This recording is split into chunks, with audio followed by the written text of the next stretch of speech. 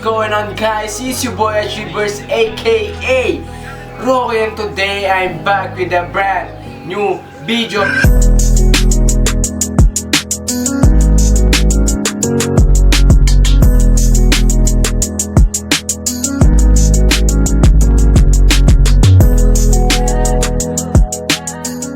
Before we begin guys, make sure you smash like button, smash subscribe button, and don't forget to turn on my post notification, yung bell sa tabi ng pangalan ko. And post notification shoutout goes to Jello Abia. And if you want to shoutout in my next video, all you have to do is like that video, subscribe, and turn on my post notification, and lastly is comment down below ng Dan. For today's video guys, magkukwentuhan kami ng kaibigan ko, kaya si Jello. So, ano ba title ng kwentuhan natin? Since yan, nakaubad tayo, para tayo mga isda sa palengke, tol. Para tayo manok, para kasi na utol eh. Yan o. Nice. O kaya, tingin ko dahil nandito naman tayo sa, sa Alikabukhan. Sa puro Agyo. Ba't Alikabok? Wala naman ito. Meron po. Kita mo ba yung mga... Alikabok sa labas?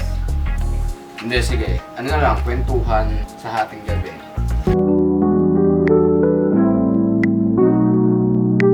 Yan. Yeah. Ano sa tingin mo ang mga nagbago sa iyo sa sarili mo, character mo 5 years from now?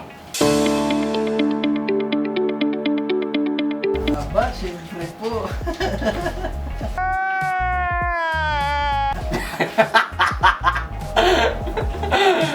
Kanina to. Okay guys, kanina kasi merong gawain kabataan Palaro. with collaboration ng Naik Mother Church. So, let's seryoso na to. Ano ang nakikita mo sa sarili mo nagbago sa character mo 5 years from now? Tingin ko mas disiplinado ako. Tsaka syempre, financially wise. And then, more expressive sa emotions. Ayun. Kasi, di talaga ako expressive sa emotions.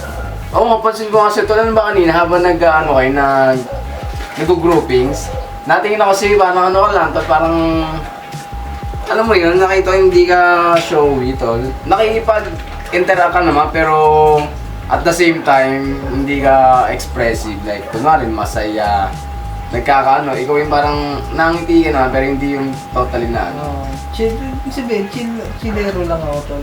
Pero pagdating sa yung sa mga compliments, hindi ako masyadong magana. So yun ang gusto mong ma-work? Kasama na siya pero more on kung ano yung gusto kong sabihin, masasabi ko nang hindi hino-hold back.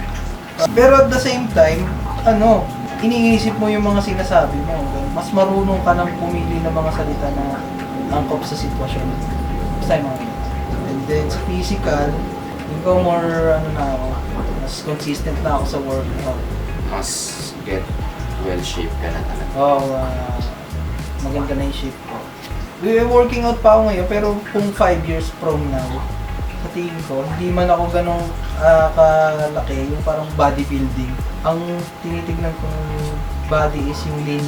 Saan ba tol? Makikita mo ba sa akin na payat ako, stress dahil wala akong gutom ako tol? Ilang gabi na tol? Nakita mo sa Sabi yung bayad mo tol, ano siya? Athletic. Malnourished. He needs some milk. Okay tol, ang ko dito, mas disiplinado ka na, financially free, expressive ka na tao, at the same time maganda na yung shape mo. Ano pa? More on pagiging listener kaysa magsalita. Ayun, parang mas gusto ko na nakikinig ako kaysa ako yung nagsasalita. Listener, okay, magandang attitude siya. Tol, sa akin naman, like this, same lang din, mas disiplinado sa oras, mas namamanage mo na ng maayos talaga yung 24 hours. Then 24 hours ng buhay mo. At the same time, yung hindi mo napapabayaan yung relationship mo sa family, sa friends, sa career, and syempre kay Lord, tol. Ayun yung talagang gusto kong nandoon sa oras ko yun. At the same time, hindi pa siya ganun ka-financially free pero may millions na ako nun. Millions. Hindi ko alam kung ilan pero may S yung millions ko, tol. Nakagets mo yun, tol. Tapos, Ayun din, tol, gaya na sabi mo na mas nalabas ko na yung full potential ng the way ako magsalita.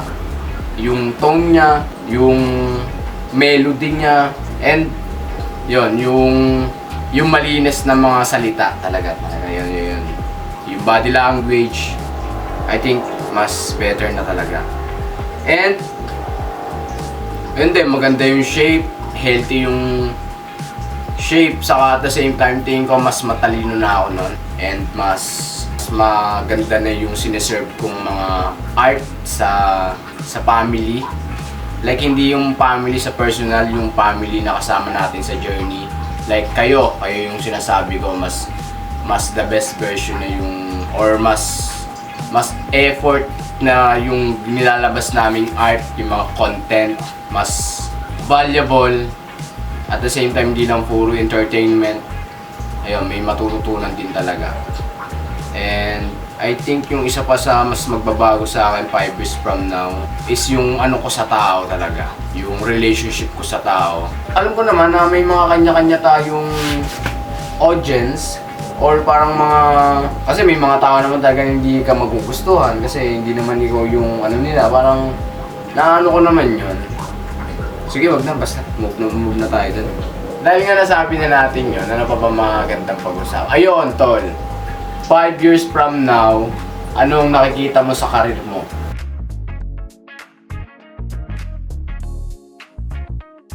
Like, syempre, ano yung karir mo and ano yung nakikita mo sa karir mo para malaman nila? Karir ko? Yeah.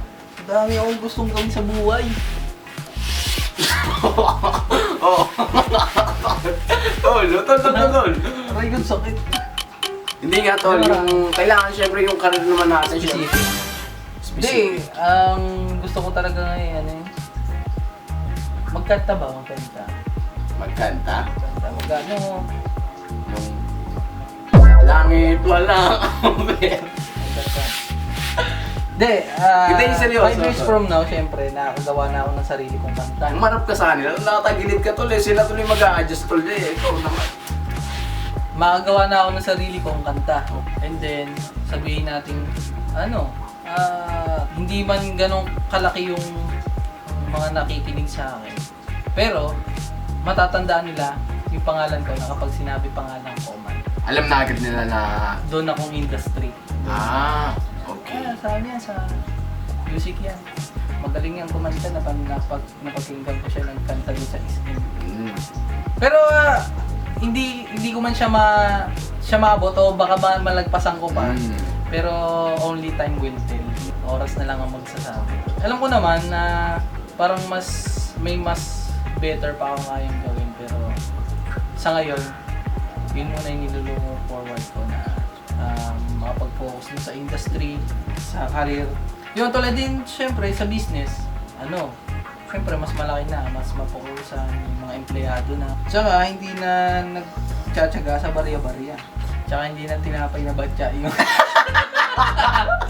Thank you Lord. Oo, kasi 5 years old na tol, kung batya-batya po din ako, baka wala akong ginawa nun tol eh.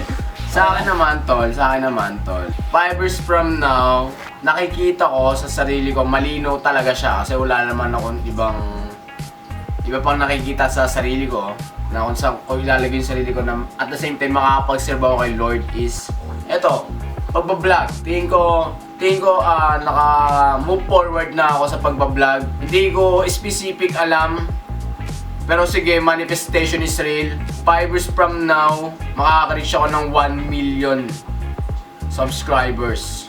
At 2031, tama, 2031, I hit my first million subscriber at my YouTube. Ayun, at the same time is 5 years from now, ayun, yung business nga namin, yung Achievers Club Clothing, again, manifestation is real. Malaki na siyang company. Nakikita ko din yung sarili ko na i-inspired ako ng tao. 5 years from now, nakikita mo pa ba? Anong nakikita mo din sa pwesto natin? 5 years from now, ano nakita mo din sa natin? Wala na tayo dito, bro. Nakalipat na. Hindi, kaya nga, ano nga na yung nakita mo dito? Nakikita ko dito. Parang short term lang to eh. Parang, itong pinag-i-stayan natin ngayon, tol, parang ano lang siya, tol, start-up. Kapag gumagana na ang mga plano at lumilipad na yung aeroplano, Rhyming yun. eh, parang kailangan na natin lumipat sa next environment. Parang step forward naman. Tsaka leap of faith. Okay. Parang kailangan mo nang lumabas sa comfort zone. So, dito sa place na to, parang may mga memories dito. Maraming magagawang memories, maraming magagawang something big. Pero yung 5 years, masyado na siyang matagal. Kung nandito pa rin tayo, ibig sabihin, yung ginawa natin paulit-ulit. Gets mo? Sa loob ng 5 years, matagal yun. Kailangan naka-upgrade na tayo. One step forward na siya. So that's it.